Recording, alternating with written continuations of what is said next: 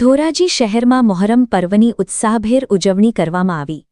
રાજકોટ જિલ્લાના ધોરાજી શહેરમાં 115 વર્ષથી યોજાતી ઐતિહાસિક ગણાતી હુસૈની ન્યાઝનું આ વર્ષ પણ ભવ્ય આયોજન કરવામાં આવેલ હતું। તેમાં હજારો લોકોએ ન્યાઝ લેવાનો લાભ લીધો હતો। ધોરાજી ખાતે મુસ્લિમ સમાજના પવિત્ર શહીદી પર્વ મોહરમ નિમિત્તે આસુરાના દિવસે પરંપરાગત રીતે યોજાતી હુસૈની ન્યાઝનું આ વર્ષે પણ ભવ્ય આયોજન કરવામાં આવ્યું છે। ધોરાજીની હુસૈની ન્યાઝ કમિટી દ્વારા ખ્વાજા ગરીબ નવાઝ દરગાહના ગ્રાઉન્ડ ખાતે સાંજે 7 કલાકથી ભવ્ય ન્યાઝ શરૂ કરવામાં આવી હતી। ઇસ્લામના શહીદ હઝરત ઇમામ હુસૈન તથા કરબલાના શહીદોની યાદમાં છેલ્લા 115 વર્ષથી સતત આ ન્યાઝનું આયોજન કરવામાં આવે છે। આ ઐતિહાસિક અને ધાર્મિક પરંપરાએ સમાજમાં એકતા, ભાઈચારો અને માનવ સેવાનો અનોખો સંદેશ આપ્યો છે। હુસૈની કમિટીના જણાવ્યા મુજબ હજારો લોકો એકસાથે ન્યાઝનો લાભ લઈ શકે તે માટે વિશાળ સ્તરે આયોજન કરવામાં આવ્યું હતું। ન્યાઝની તૈયારીઓ પૂરજોશમાં ચાલતી રહી હતી અને આશરે 200 જેટલા કાર્યકરો ખડે પગે સેવા આપી રહ્યા છે। ધોરાજી ઉપરાંત ઉપલેટા, જામકંડોરણા તેમજ આસપાસના ગામોના મોટી સંખ્યામાં લોકો દર વર્ષે આ ન્યાઝમાં ઉપસ્થિત રહી લાભ લેતા હોય છે। આ વર્ષે પણ હજારો શ્રદ્ધાળુઓ ઉપસ્થિત રહેશે તેવી અપેક્ષા વ્યક્ત કરવામાં આવી છે। મોહરમનો પવિત્ર મહિનો કરબલાના શહીદોના શહાદત, સત્ય, ન્યાય અને માનવતાના સંદેશને યાદ કરવાનો અવસર છે। આસુરાના દિવસે યોજાતી હુસૈની ન્યાઝ એ આ ખેરાજ પેશ કરવાની એક અનોખી પરંપરા બની ગઈ છે। હુસૈની કમિટીએ તમામ સમાજના લોકોને શાંતિ, ભાઈચારો અને શ્રદ્ધાભાવ સાથે ઉપસ્થિત રહી ન્યાઝનો લાભ લેવા અનુરોધ કર્યો છે। ધોરાજીની આ 115 વર્ષ જૂની ઐતિહાસિક પરંપરા આજે પણ અવિરત રીતે આગળ વધી રહી છે, જે શહેરની સાંસ્કૃતિક અને ધાર્મિક વિરાસતનું પ્રતીક બની છે। ત્યારે વધુ જાણકારી હુસૈન કમિટીના બોદુભાઈ ચૌહાણે આપી હતી। બ્યુરો રિપોર્ટ, સમય 24 ન્યૂઝ, ધોરાજી। આપનું નામ ને વિગત? મારું નામ બોદુ હાસન ચૌહાણ। આજે 10મી મોહરમ છે અને મોહરમમાં ન્યાજની જોરશોર તૈયારી હાલી રહી છે, જેમાં 200 થી 250 હુસૈની કમિટીના મેમ્બરો કામ કરી રહ્યા છે।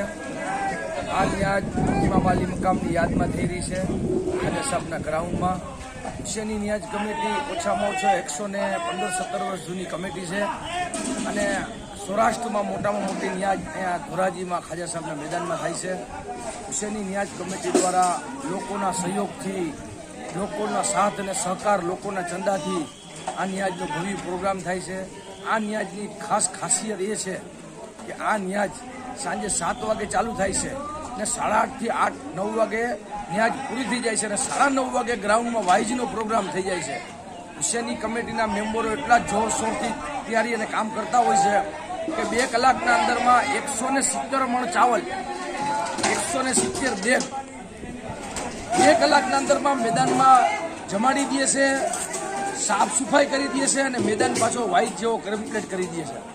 હુસૈની ન્યાજ કમિટીના મેમ્બરો 50, 60, 70 વર્ષ લગાડી અને 10 વર્ષના નાના બાળકો બી આમાં એકદમ જનૂનિયત હુસૈનીની યાદમાં જનૂનિયતથી કામ કરી રહ્યા છે।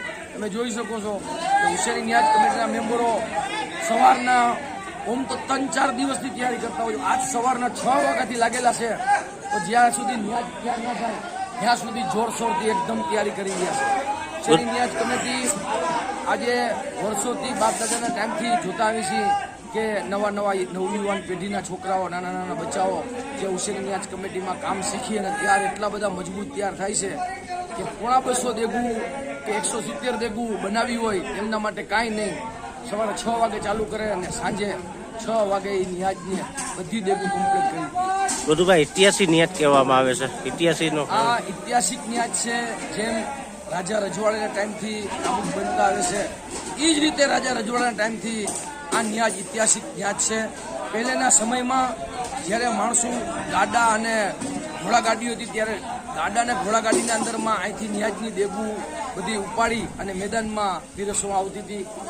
આજ ટેકનોલોજી જમાનો છે, બધી વાહન વ્યવસ્થા છે, બધી સગવડ છે, તો બધી સગવડ સાથે આ બધું કામગીરી કરવામાં આવે છે। બધુભાઈ ખાસ કરીને એ પૂછવા માંગીશ, આવડી મોટી ન્યાજ ને આવડી તૈયારી કઈ રીતે તમે કરી રહ્યા છો? આવડી તૈયારી મોહરમનો ચાંદ દેખાય ને ત્યારથી તૈયારી ચાલુ થઈ જાય અને મોહરમનો ચાંદ દેખાય ત્યારથી મિટિંગનો દોર ચાલુ થઈ જાય.